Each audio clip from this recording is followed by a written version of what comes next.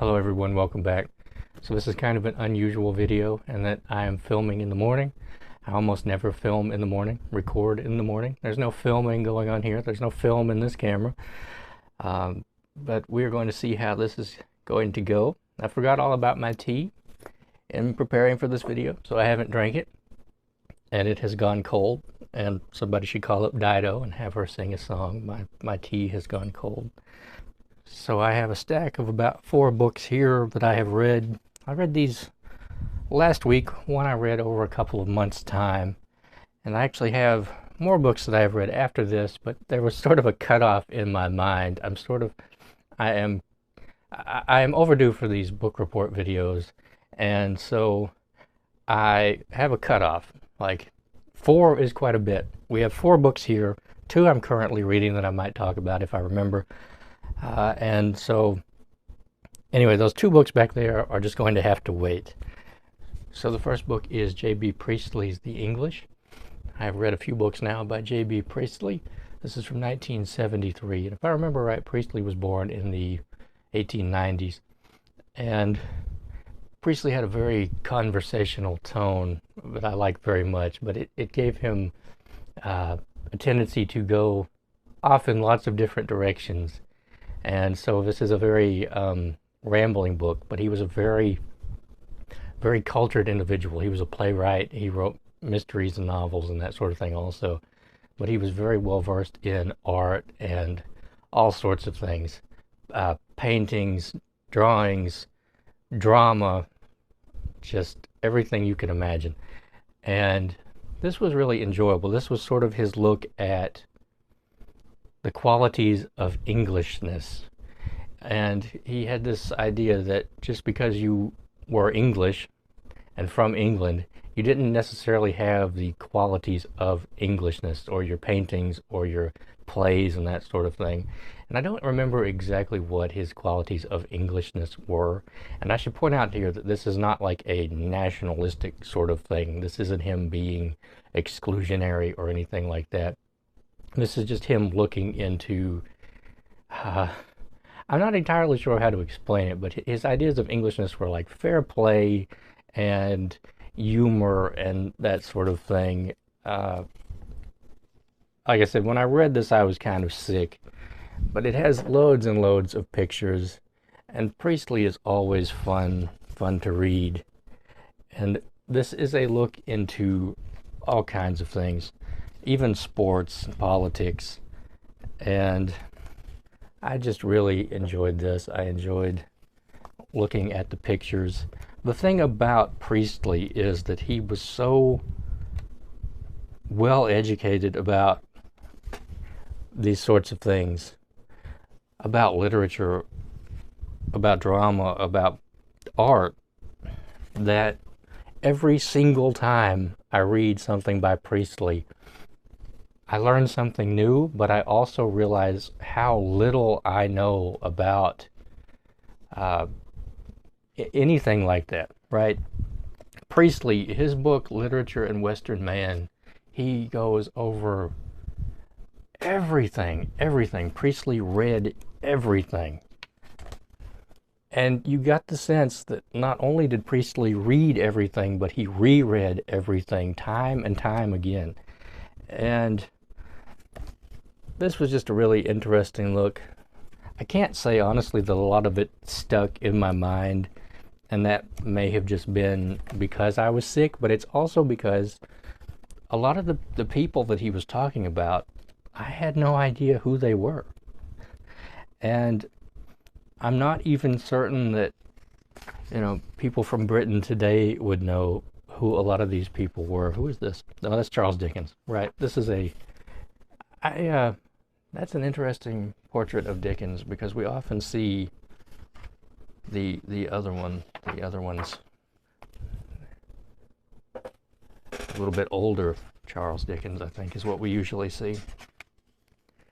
I don't know. I just really enjoyed it, and I had this on my shelf, and I probably have done a terrible job of explaining what this book is about. But like I said, I don't know exactly what was wrong with me. I was having like sinus troubles, and when I have sinus troubles, it like puts a lot of pressure on my teeth, and then my whole head aches. And so, anyway, you're not interested in my problems. But this was really enjoyable, and I always like reading books by Priestley. I've never read any of his fiction, and I like the back cover a lot. So, just, what is that, like an English rose? I'm not sure. But yeah, I just always enjoy reading Priestley, and whenever I see his books, I pick them up. Now, last year, or maybe earlier this year, I found his big book on the Edwardians, and it was a combination of, it's just like that, except about the Edwardians. And I was standing there, and there was a really long line, and I was thinking to myself, like, you know, you're not all that interested in the Edwardians, which is true. I'm not all that interested in the Edwardians. And I have often in the time since that moment thought how stupid I was for not picking that book up and buying it, because I have no idea when I will ever see it again. And so the next book took me 64 days to read, and it should have taken me 63, but I missed one day. Just one day. I actually missed 2 days, but I made an allowance for myself, and I let myself read 2 chapters on that day. I think because I had started a chapter and I didn't finish it because it was a really busy day. Anyway, it is The Lord of the Rings by J.R.R. Tolkien. If I remember right, he went by Robin to his friends. What can I say about The Lord of the Rings? I mean, honestly, really, what can I say about The Lord of the Rings that has never been said before? Probably nothing. And so I'm not going to give like a real in-depth review of this. There would be no point to that on my part, because there are people who are far more learned in the lore of The Lord of the Rings than I am. For instance, Nerd of the Rings. Nerd of the Rings makes videos here on YouTube, and he goes into all the characters, the places, the lands, the lore. It's a really good channel. You should check it out. I haven't seen it in quite some time, but it was always interesting. And I have never read anything else by Tolkien except The Hobbit, so I've never read the Silmarillion. I am considering reading the Silmarillion in the same way that I read this, just a chapter a day. I believe the chapters in the Silmarillion are probably a little bit longer than the chapters in Lord of the Rings in general. And also, I have read a little bit of it, and it's very different. The narrative is very different. But this was my 3rd reread of Lord of the Rings. I think it was my 4th reread of the Fellowship of the Ring. The Fellowship has always been my favorite part of the Lord of the Rings, which, if you watch enough Booktube videos, you will start to think that that is rather odd, because a lot of people seem to really not connect at all with the Fellowship of the Ring and not to enjoy it. But I just find it very interesting, moving from the pastoral Shire, and then you have the encroachment of darkness on the Shire, and Frodo and Sam, Merry and Pippin, Fatty Bulger must all flee, and of course Fatty Bulger stays behind as a ruse for the Nazgul, which they don't know they're the Nazgul. And I couldn't help but think repeatedly in this that maybe Gandalf, if he had sat down and explained everything to these characters, like in depth, I mean, they have all this time, right?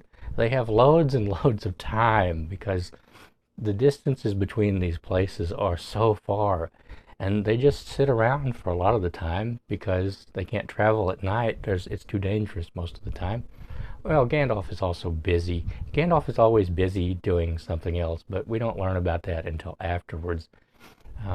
He's not a very communicative wizard, really. Where was I? There is so much to this book. I mean, of course there would. It's a giant brick. But people read so much into it, and they get so deep into it. And I will say that reading this a chapter a day, reading it slowly, and having already read it twice before or thrice before, I really felt like I was connecting with the characters, with the settings, with the story itself, and getting really a good look at what everything is in some cases. Whereas I think that I will talk about some of the things that bothered me about this book on this reread as compared to what I like so much, whereas maybe if I had read this for the first time, I would talk about what I like so much. And the first, I think, is that we don't really understand Sauron, right? I mean, he's basically the devil. Sauron is basically the devil, right? He is, but we don't really understand that in this. He is a Maiar, right? And you have to get into the lore of the Lord of the Rings to do that. And I've only done that for videos, but he is basically like a fallen angel. I mean, in a way. And he's extremely powerful, and he's evil. And he wants to create his empire in Middle-earth, and probably to take over the whole reality. And we don't really hear any of that. We hear that Sauron is an ancient evil, and that he was corrupted, and Isildur cut the ring from his finger, and the ring was forged in the fires of Mount Doom to control all the other great rings. And it's a little bit confusing in this because we aren't told outright really why taking the ring to Mount Doom and pitching it in there will destroy Sauron. Now, of course, he has put part of his being into this ring, but I never really understood how they could be so certain that that is how that would work. It doesn't seem like there's any real basis for knowing that, other than it just seems like a really good guess on their part, to be honest. Now, that may be explained elsewhere, and that probably is explained elsewhere. And that's one of the things about this book, is that there is so much about this book that was explained afterwards by Tolkien or in other places. Now, another problem I had with this, not a problem really, but something that I would have preferred is, of course, Arwen. Now, Arwen is basically she is almost a non-entity in this. So Arwen is the daughter of Elrond and the granddaughter of Galadriel. And her mother, if I remember right, which this is not explained in this book, it's alluded to. Her mother was captured by orcs, I remember, and tortured to death. So that's pretty terrible. That's how I remember that happening anyway. But Arwen and Aragorn are going to be married, right? And Aragorn has to sort of fulfill the prophecy of returning to the throne because he is Isildur's heir. The problem is that Arwen only has about 3 scenes in this entire book, and we never get any depth into her character. We never get any look into their background at all. I think that it is explained in an index of this book, or an appendix rather. But it would have been really nice to have had some sort of look into their relationship in this, beyond Aragorn standing in a field in Lorien, thinking about the flowers and perhaps the first time he ever saw Arwen, right? It would just be nice if the future Queen of Gondor had more of a backstory in this book, if she had more of a presence in this book. And I wonder what Tolkien's reason for excluding her from this book really were. I don't know if maybe I don't think he meant to do that on purpose. I don't think that he meant to exclude her in that way. It would have just been interesting to have seen Arwen as a character in her own right, because Arwen is nothing in this book like she is in the movies. She is just not present in this book until the very end, really. And another thing that I would have liked is to have seen more of Boromir. So Boromir is not in this book for very long, and I feel like we don't really get enough dialogue. We don't get really enough dialogue with Boromir to get a real insight into his character. And he is, in a lot of the scenes where he is present, he is not even mentioned as being present, even though we know that he is there. And I really just would have preferred more insight into Boromir's character. Other than that, I had a great time. Right? I always have a great time when I'm reading The Lord of the Rings, and I was glad to reread it again. I'm sure that I will reread it again in a couple of years. Uh, there's so much to this, and it's just wonderful. And if you haven't read it, you should read it. And nothing that I say here can spoil any of this book. This book is very, very much about the journey and not about the destination.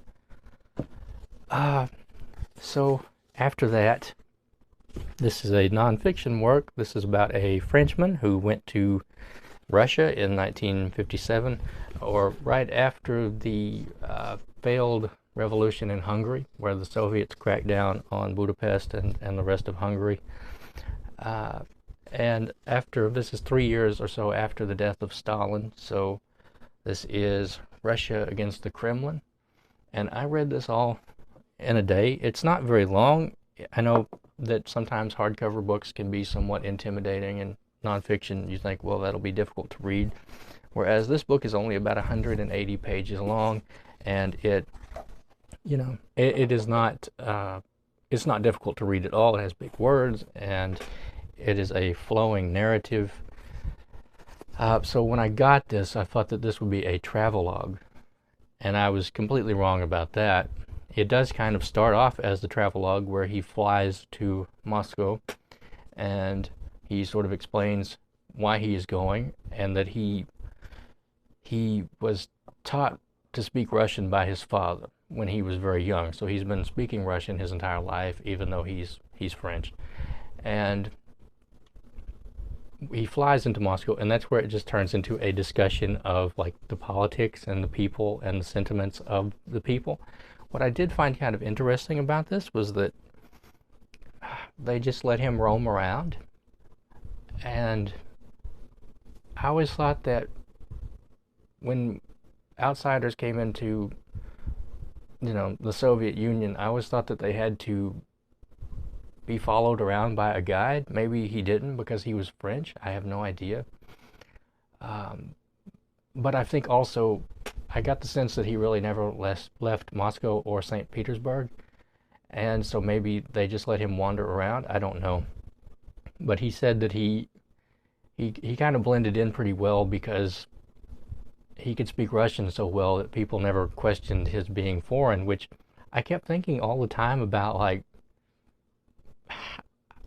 was he ever afraid of being, arrested as a spy?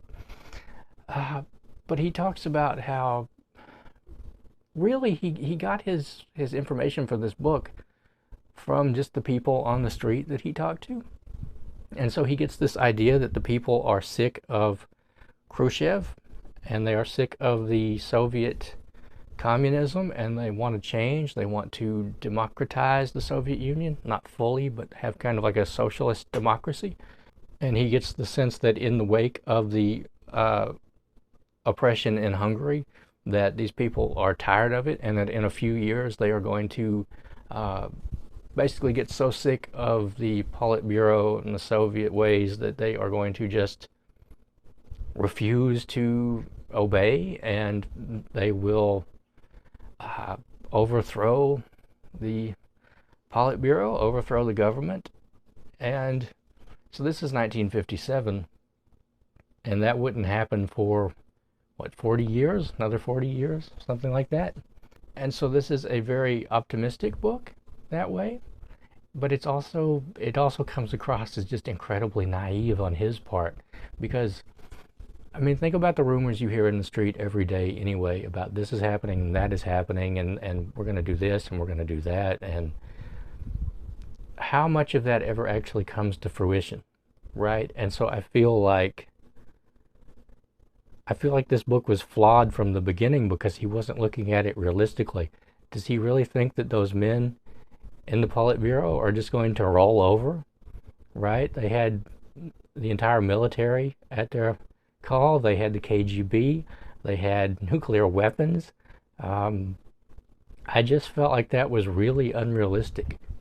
And so this was an interesting look into maybe the mindset of the everyday Soviet citizen, and the rumors on the streets and the things people were talking about, but this was wildly off base as far as predicting the future of the Soviet Union. So I did enjoy it though, and it was an interesting look at what people were doing and the economic situation and that sort of thing, and how tired people were also of standing in line for things, how they could get broadcasts from the West on their radios, and how certain people amongst them had been out and seen how like available goods and services and things were in these capitalist countries, and that they were indeed tired of that sort of thing.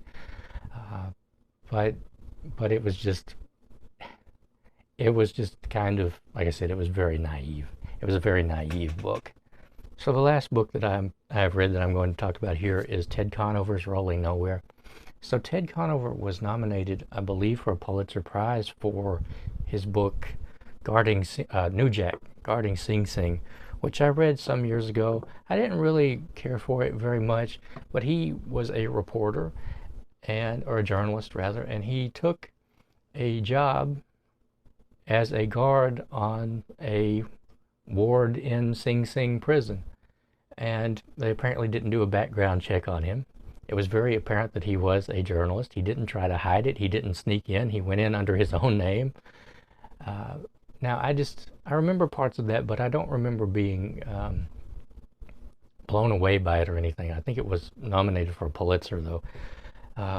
But this is his first book, and he wrote this while he was still a college student, or maybe right after. But he took this trip. So he was a student at Amherst University, or is it Amherst College, actually, which is a very elite school. So I don't know how it was then, but it's like $100,000 a year now. So this is 1980. Ted Conover talks about how when he was a kid, he was always hearing stories about hobos. He was fascinated by the idea of hopping trains and just going places in these hobo jungles, their campsites and that sort of thing. And he was listening to songs about hobos, and so he had always wanted to do it. And he got kind of restless while he was in college. He was an anthropology student, and he decided that he was going to go for it. He was just going to go ride the rails and see what happened, and try to get an idea of what was going on. And so that's what he did. He just went out one day. He bought some clothes, some used clothes that he wouldn't be afraid of messing up. He bought some stuff for his pack, and he hopped a train. And he talks about how scared he was to hop this train, and how big this train was, like when he finally got up close to it, and how he really didn't know how to get on it, and all that sort of thing. He didn't know yet about how to be a hobo, about how to be a tramp. They called themselves tramps even in this book. And ultimately he spent 4 months hopping trains, going from town to town, place to place, meeting people, talking to people, sleeping outside, sleeping in these train cars, sleeping in the bushes, sleeping in missions and outside of stores and things like that, meeting people. And they taught him how to hop trains, how to find food, how to find a place to stay. A lot of it was like dumpster diving for food, because at the end of the day, a lot of restaurants just throw their food into the dumpster, right? And they taught him how to, like, some of them taught him how to abuse the welfare system, so you could go from town to town and sign up for welfare in multiple places and get a check. And they taught him how to, like, panhandle, how to buy alcohol, how to just all sorts of different things, right? And he met all kinds of different people who were on the road for different reasons. Some people were just after the adventure and the romantic element of hopping trains in the way that Ted Conover was. Some people were genuinely out looking for work and a place to live, a place to finally settle. And quite a few of the people he met had taken to hopping trains because it was the only way that they knew how to survive. They didn't have a place in the everyday working world, or they felt that they didn't. Or maybe they might have had some mental health issues that made it so that they couldn't really work and that sort of thing. Or maybe they were just wounded people who didn't have families, who didn't have a place to be, and so they had taken to riding the rails because they could at least feel like they were doing something, and they could meet people on the road or on the rails, and they had their own sort of community in these places, and they would meet other people and meet them again from time to time. But Ted Conover found that what really surprised him was how he would meet people and he would think that he was their friends, and they would stay with each other for a week or maybe 2 weeks, you know, traveling and camping together and going to get food together and all that sort of stuff. And then he would just wake up and that person was gone. They had just hopped a train and left him behind. Or he even stayed with some people one time, and there was like an older man and a younger man, and the younger man was kind of like violent and unpredictable, and he had been in prison in, I think in Joliet, actually. That man was very jealous of Ted because Ted was young and everything, and he wound up causing a bunch of trouble, and then they just abandoned him. They stole his stuff and abandoned him. And he met a guy named Lonnie, and they were pretty good friends, or Ted Conover thought that they were anyway. And he, like I said, he just woke up and he was gone one day. He had just kind of left. And Ted found that even though you could have kind of a friendship with people, you could never get close to anyone. And maybe whenever people were getting close, it would sort of throw them off and maybe scare them away, because maybe they didn't know how to handle being close with each other, or they didn't come from a background where closeness was something that they understood, that it was just dangerous to get close to anyone, because maybe tomorrow that person will rob you. Maybe tomorrow that person will beat you up and steal your stuff, right? Maybe tomorrow they will just not be there. And so it's hazardous for them, because I mean it hurts to be abandoned in that way, or to be betrayed in that way. And that really surprised Ted Conover.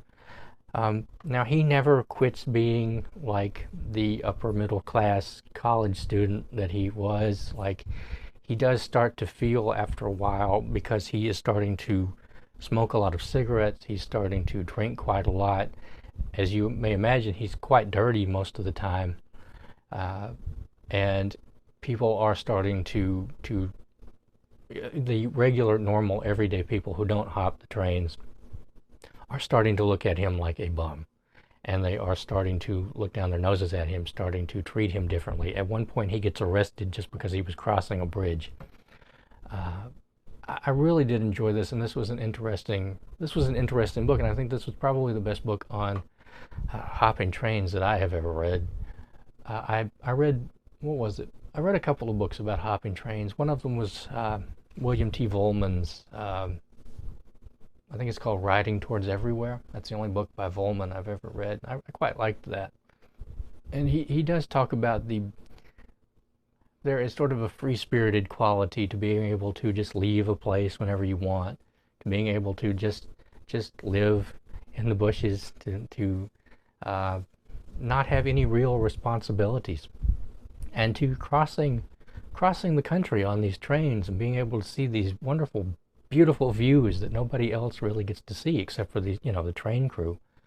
And he talked to some people, and they said that was one of the reasons that they did this, because well, it's kind of, I guess, in a way like riding a motorcycle, right? Except you're somewhere else. There's nothing between you and the view. You just look out, and there are the Rocky Mountains, right? There are the Great Plains. There are rivers and bridges and all sorts of stuff. And so it's kind of exhilarating. And I've always been interested in train hopping, because when I was very young, the way that my grandpa would get me to shut up and go to sleep was that he would tell me stories about when he was young. So my grandpa was born in 1945, and he took to hopping trains and hitchhiking the country when he was quite young. So this would be in the tail end of the 50s into the early 60s. And so he hopped trains all the time. He would just hop trains and go places and go find a job. And he worked construction and that sort of stuff. And so in those days, they didn't really have background checks or anything like that. You would just show up at the job, and they would say, go over there and get those buckets and get to work, right? And he would tell me about, like, if he couldn't find a place to stay, he would just go find the jail and tell the people at the jail, I've got nowhere to stay. Can I stay here? And they would just let him stay and stuff like that. It was always really interesting. And he told me a little while ago, it's been a few years back, but he told me about the time he almost died on a train.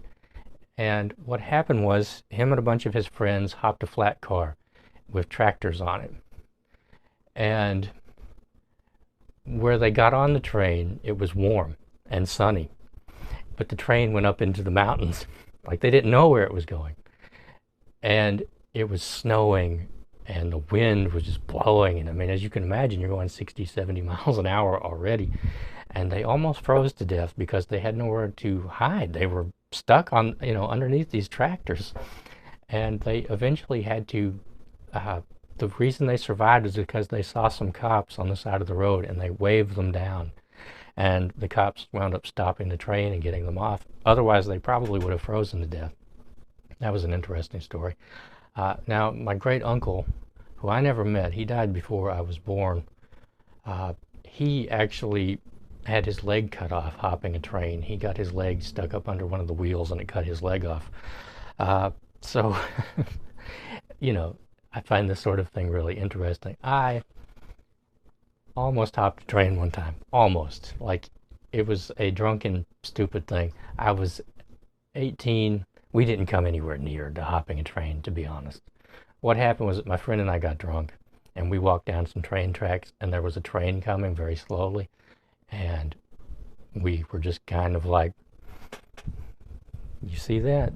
Like, what are you doing? You want to... Anyway, we didn't do it because we had been drinking, but we hadn't been drinking that much, right? And we didn't have anything. It was just a stupid thing we were thinking.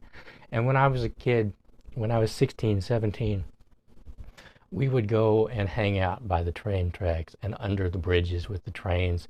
And it is absolutely exhilarating and terrifying to be 5 feet away from a train traveling 60 miles an hour, 10 feet away, even 20 feet away.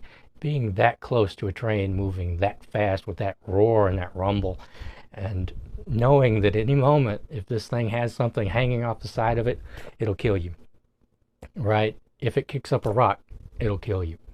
If this thing derails down there or up there, you're dead, right? So it is this like liminal space, I guess, or not even a liminal space, but it is this state between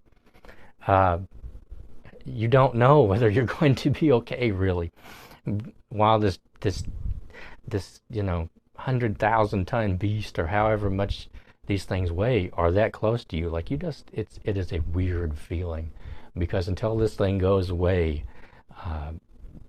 it's exhilarating though. Anyway, but I don't hang out around the train tracks anymore, which is, I kind of miss doing stuff like that, but that's stuff you do when you're a crazy teenager and not stuff you do when you're an adult. So the books that I am reading right now, I am still reading The Dancing Wu-Li Masters by Gary Zukav. This is his look into physics, quantum physics, and that sort of thing. And I have still not made it past light, right? Light being a particle and a wave. But now I am into a part about the constant speed of light and Einstein's theory of relativity. I have to be honest with you that although Gary Zukav is doing his best to explain to a layman how these things work, and doing a really good job of it, actually, I just can't wrap my mind around quantum physics. I can't do it, no matter how many books I read about it, no matter how easy someone tries to make it to understand. It is beyond me, but I very much enjoy reading about it. Although you may know that I've been reading this for about a month, so it's not like I'm making a lot of progress, but I find it really hard to understand what is going on. Although I will admit that I have, because of this book, understood some things that sort of threw me before, about like how observing particles can alter their behavior. And it's not so much because we are looking at them like with our physical eyes, but because the only way that we can really detect the behavior of these particles is by using processes and machines that interfere with these particles. Whereas it's always been shown as just looking at it, right? But it's not quite that. Anyway, that is pretty interesting. And last night I started Das Boot, The Boat, by Lothar, Gunthar, Buchheim. And I don't know why I've taken so long to start this. I knew that I would really enjoy it. I think it's just that I got really full of submarine novels and sea stories and that sort of thing, and I kind of needed to take a break for a while. And this starts out, if you've ever seen the miniseries, or, well, there's a movie and then there's like the miniseries. It was made as a miniseries, and yes, I do actually prefer the 4-hour miniseries version because I'm a nerd, I guess. And yes, I do watch it in German. This is about a U-boat crew, right? And how they are grizzled. They're sick of the war. They are in the situation they don't want to be in. They party it up and all sorts of things when they are not on the sub because they are almost certain to die. This book starts with the same basic notice in the beginning as the movie does, which is that in the Second World War, 30,000 out of 40,000 U-boat crew actually died. So there was not a good chance for them to survive the war. And this comes in really right after the Allies started using active sonar. And so they could find these U-boats much easier and blow them out of the water. So these guys, and they're all, very young, in their early 20s, their late teens and that sort of thing, except for the old man, the captain. He is 30. And this book is written from the perspective of a war correspondent who goes on board the sub.